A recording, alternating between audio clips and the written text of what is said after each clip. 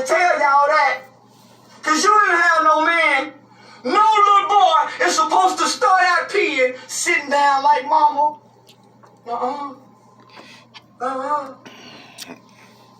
What's going on, y'all? I'm going to teach you a little bit about capacitors now. Just a little bit. I'm not going to get into it because I don't have my voltmeter out here. This is just like pretty much off the head. Let me show you how old one looks, even though it works. And this is, in a sense, a common capacitor. It's 60 plus 5 microfarads. Now, I didn't hope I didn't throw y'all off just by saying that. That's what they call it, microfarads. That's how you rate these. This is a dual capacitor. It has 3 different prongs. 1, 2, 3. One of them have 4, one of them have 3, one of them have 2.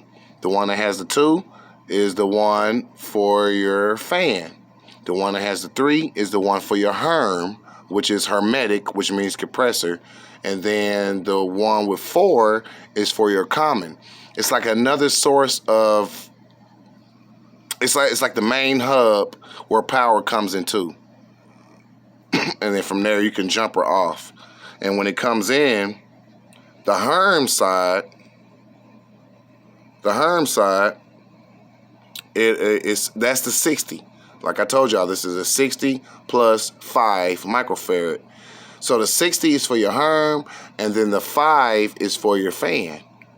So if you had a 60 microfarad compressor and a 5 microfarad fan motor, this is your capacitor. Now this is an old one, so you can see the rust and stuff on it, right?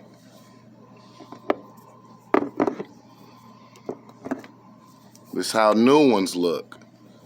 No rust, they're nice and clean. This is a 35.5 microfarad, so that means your compressor needs 35 microfarads to run, and then the 5 is for the actual fan motor. So it's a 5 microfarad fan motor. Now you will have, on a condenser motor, residentially speaking, you have a 2.5, a 5.0, a 7.5, and maybe a 10. Mostly 2.5s, 5s, and 7.5s. You know, this is a 45 and 5. This is a 35 and a 5. You know what I'm saying? And you could be confused with a little bit of it, but just take my words and understand what I'm trying to break down to you in basic terms.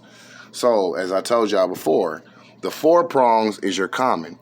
You have to bring power off your contactor to your common to be able to energize this capacitor.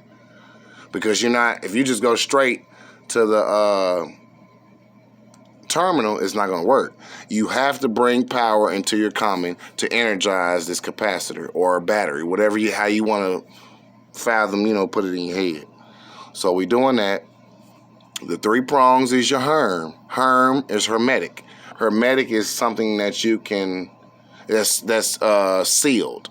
Hermetic means sealed. Semi-hermetic means you can open it up with a couple of screws, like if you're working on a chill water system. Those are semi-hermetic. And you'll learn more about that once you get deeper into the field. I'm just trying to bring you into basics of components, electrical-wise, that runs the system. And you'll see these bad. That flat bottom, it'll round out. You know what I'm saying? The top will pop open, kind of roundish. And then when you put your meter on it and you go to your microfarad readings on your voltmeter, you go to common and then to herm. You go to common, then to fan. You'll see. So, basically, new capacitor, old capacitor. The old capacitor still works good, but it's just old. It's like a temporary fix if I don't have it, if I go to somebody's house. So I'll put that in there, and then the next day I'll go get the brand new part. Then come take this out and put the new one in. They got universal capacitors that you could buy, but I've yet to get one because I got so many capacitors. I got a lot of them. Let's see if I can tell you about some brands. There's a lot of different brands. Made in China, made in China. Made in Mexico. Assembled in the U.S. This one is all scratched up. I can't even tell. Okay. Now, Mars. Now, see that Mars? That's assembled in the U.S. And then you got the Jard. I guess. I don't know how you pronounce that. You know, that's assembled in Mexico. Not to talk down on any other countries and none of that, because I'm not political with anything. I'm just telling you what works right. You get your stuff, if it's made in Mexico and if it's made in America, you good.